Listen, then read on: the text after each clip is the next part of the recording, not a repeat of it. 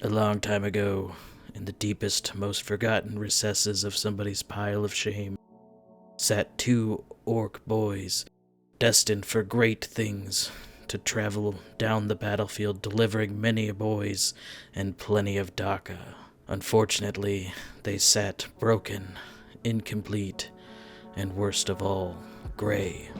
Until one day, the hand of Gorkamorka lifted them out of that pile and threw them unto the warp. And onto my doorstep. So I painted him.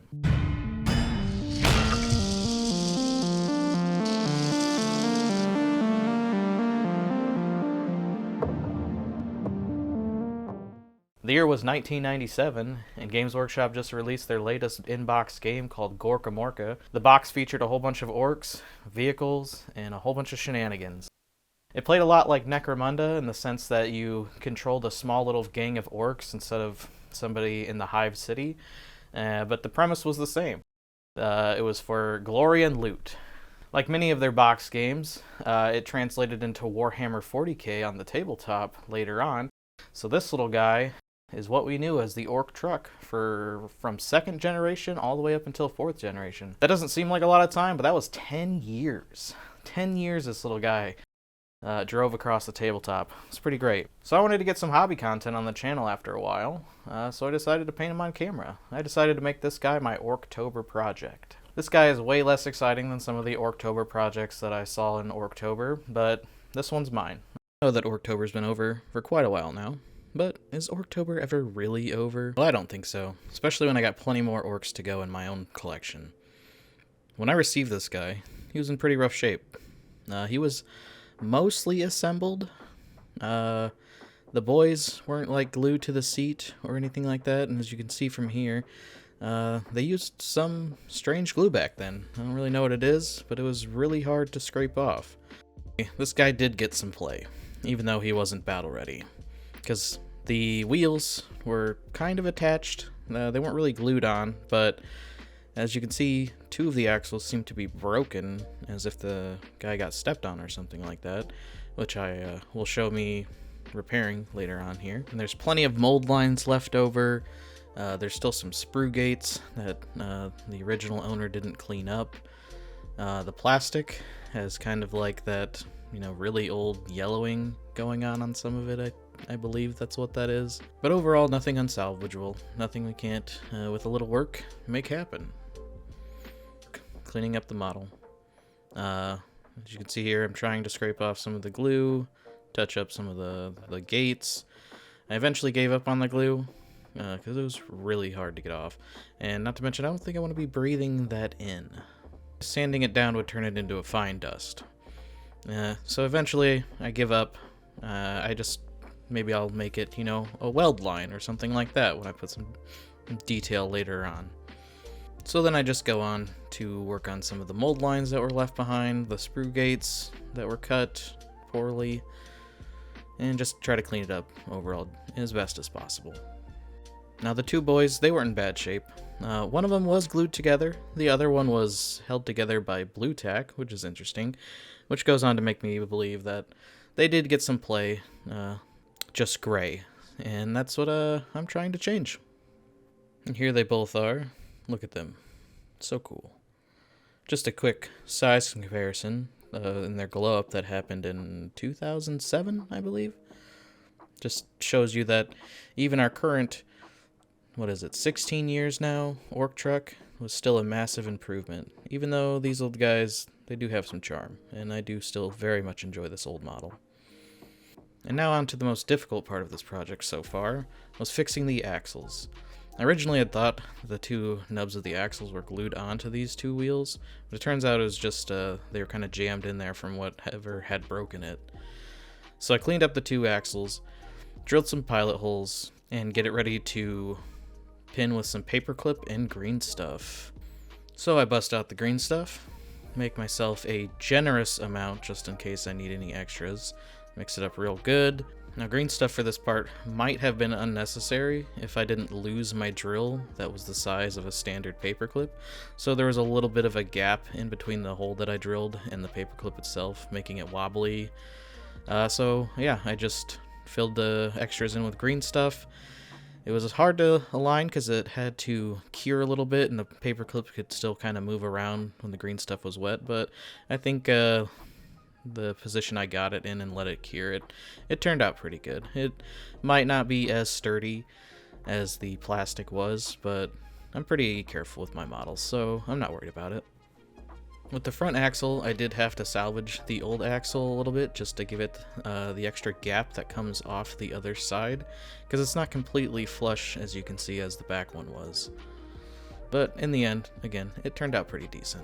Then I used some regular super glue to glue the driver's compartment on, because I wasn't sure with plastic glue if I'd get a good connection through the old glue that was a pain to sand off. Took a while to get right, and I think there is a chunk missing, so the body's a little off, but I mean, it's an Ork vehicle. It's supposed to look a little ramshackle. And then just another comparison to the newer Ork Trukk. It is massive compared to the old guy, which is why there's some gray area about their tabletop legality now. They can be a bit advantageous, but some people don't mind, and some people just run them as Rucka Truck Squig Buggies now. But being this model's first game back on the tabletop and its first game being painted, I wanted to run him as a truck. And my friend was totally cool with it. He thought it was an awesome idea, and he loved the look of the little guy when he got to see him. So then I got to work on the boys themselves, glued their arms on a little bit, and positioned them how I think they would line up in the vehicle itself. They had to sit a little forward in their seat to get the angles to line up correctly, but I feel like that's just how the arms naturally rested, and I didn't really mind the look of it. I'm not gluing them in because I am going to sub-assemble, paint them so I can get down in little cracks, crevices, paint the seats and whatnot. But just for good measure, I did kind of a little dry run, got them lined up, and made sure that the way I had glued them before it fully dried, they would line up correct. You can see that the new model definitely upgraded the DACA as well. Got the boys primed up and ready to paint. I'm going to start with them first. For the majority of this paint job, I will be using the Too Thin Coats line, as I've been loving using it lately. It's great paint. If you haven't tried it out, I do recommend it. I do try a bit of the triad system here that they got going on, but I felt that the darkest tone was a little too dark, over black especially, so I end up just painting most of it with just the two colors, a base coat and a highlight coat. Now that being said, with this project, I wasn't going too crazy into detail. I'm not trying to win any painting competitions, no golden demons or anything. My sole goal of this project was to get this guy painted up, battle ready, tabletop standards, after 26 years of being gray. So I will be doing some highlights over the flesh and various parts of the orcs themselves and some of the interior of the vehicle, but I don't go too crazy with it, and I will admit I'm not the best painter, but I feel like at the end I did a pretty good job. I started him pretty late into October, so I also had a bit of a time limit because I really wanted to get him done before the end of official Orktober. Again, Orktober never ends. And another paint from the Too Thin Coats line, Cuirass Leather, for all the leathery bits on him, his little straps, his belt pouches, furs, stuff like that.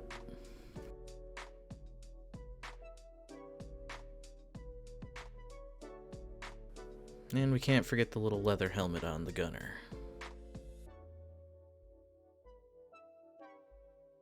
And for the pants, I'm going to be using McCrag Blue, because I do not have the Too Thin Coats blue color triad yet. And with the nature of some of my orcs, they run out into battle just wearing some good old blue jeans. So these guys are wearing some blue jeans.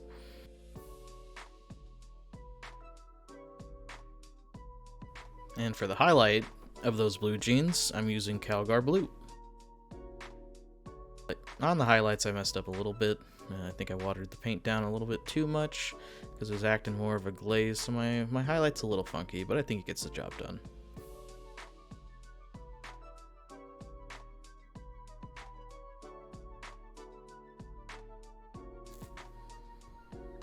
Now for the highlights on the skins, I just brought up the brightness on the emerald green from earlier a little bit, just to get a little bit of differentiation between the shadows and the muscles, and to where I could still bring in the brighter green that you'll see later to do the even brighter highlights on it.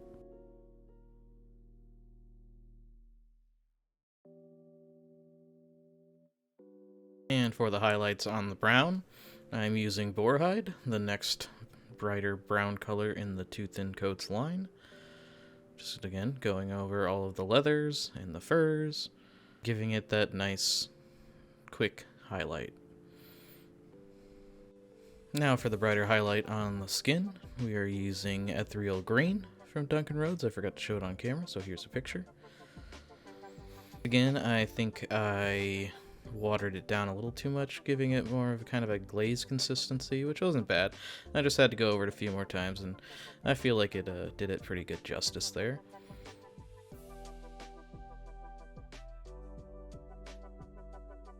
Boy is starting to look proper orky. And this one too.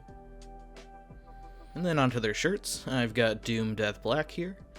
Normally when priming with black, I would just use the primer as a base coat, but I didn't give it a good prime job, so there's a little bit of gray still showing through, so I gave it a quick once over with this guy.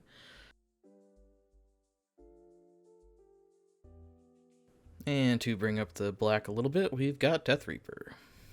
Just giving it a good lighter highlight on the clothing there, not trying to bring it up too much, and as well as the leather boots down there.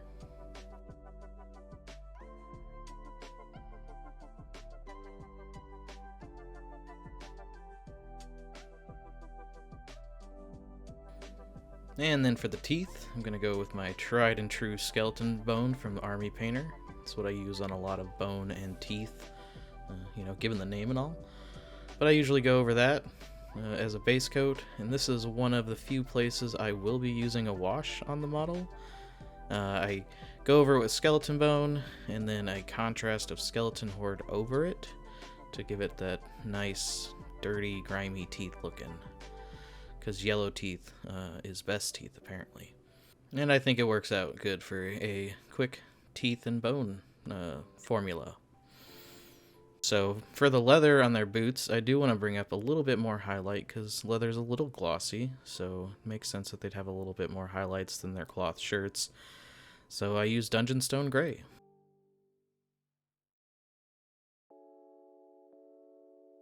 And I use a little bit on the highest part of the shirts just to give it that lighting from above look.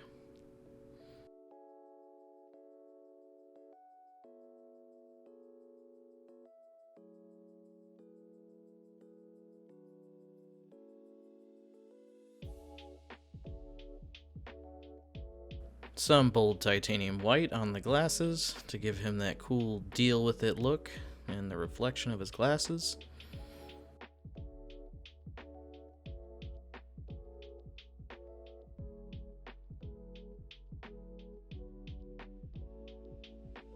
How he's turned out.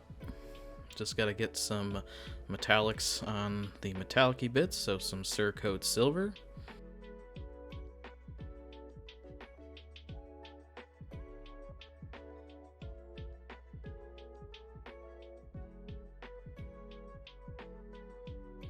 Also, my boys are surprisingly OSHA compliant, so I give them some steel toe boots.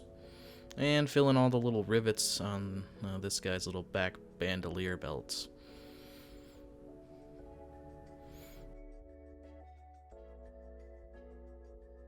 And on the gun here, I was a little choppy with the silver, trying to kind of give it the ramshackle look. I may have overdid it a little bit, but I think it turned out alright in the end.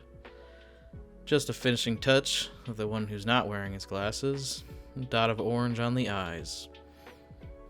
Hands down the most nerve-wracking part of any model, because you get this far and you mess up the eyes, it can be a little hard to fix. But these guys are looking good. Look at their smiling little faces. They are ready. They are ready to deliver some boys down the battlefield. To do that, they're going to need their trusty steed, the Ork Trukk. Gave it a basic prime of black over it, The glue from the previous assembly job did show through quite a bit, but again, I'm going to turn them into some rusty weld marks at some point. But, as I do with many of my vehicles, I'm just going to give it a dry brushing of silver, using the Surcoat Silver, go over the metallic parts, and generally I just kind of go over the whole vehicle, especially with Ork vehicles, giving them that kind of worn out look a little bit. The areas that will stay black or silver will depend on how heavy I dry brush it, but I'm going to go over the whole model just in case I miss parts. Again, just giving it that kind of run-down, dirty look.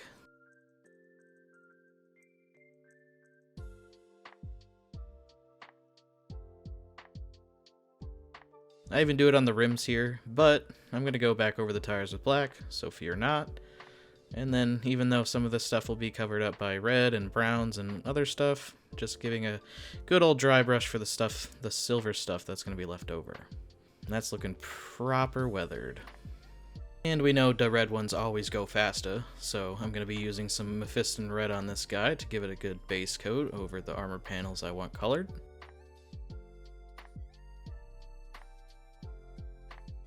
It was tricky getting into some of these cracks and crevices. You can see I got some red on the tire, but again, going over it with black again, so it's not the end of the world.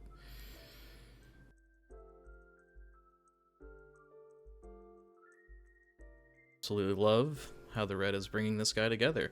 It's starting to stand out, starting to get to that part of the painting phase where you're thinking this looks pretty good. I'm using the structural parts of the body here to kind of break some of the red paneling up a little bit, giving it a little more character and detail, but base coat pretty much done. And onto the seats. We're going back with that cuirass leather, painting them brown. You're not going to see all of the leather because they're going to be sitting on it, but I still go over it just in case. More boar hide to bring out the highlights on the seating. Just a smidgen on the raised edges. For a 27-year-old model, there's some surprisingly good detail here. So I'm going to be coming back with that ethereal green and painting up the gauge clusters here.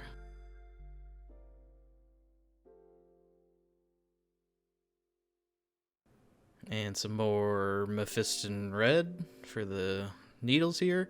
I'm gonna have to say that's the most inaccurate part of this model right here, is those needles are not quite far right enough. They should be pedal to the metal right now. So here he is. I could have went into more detail, but again, this project was just to get him on the table after 26 long years, get a well-deserved battle-ready game. No model is ever finished, so I can always go back and fix up some details and make him look even better. So just another size comparison shot between these two. Look at this little guy. Look at him compared to his new, younger brother. Look at that size difference. I missed some of the footage, but I did paint some little flames on here and the little lower jaw thing we got going on here, and a little orc symbol there on the back, just to make it look just like the box art from 1997, which is surprisingly hard to find on the internet, because they didn't really have internet back then. So tell us what you thought about the video. Do you like the hobby content on the channel? Do you want to see more of it in the future? Do you want me to paint more orc? Let us know in the comments. And if you made it this far, we really appreciate it, as we appreciate any likes, comments, and subscribes. But until then, we'll catch you later.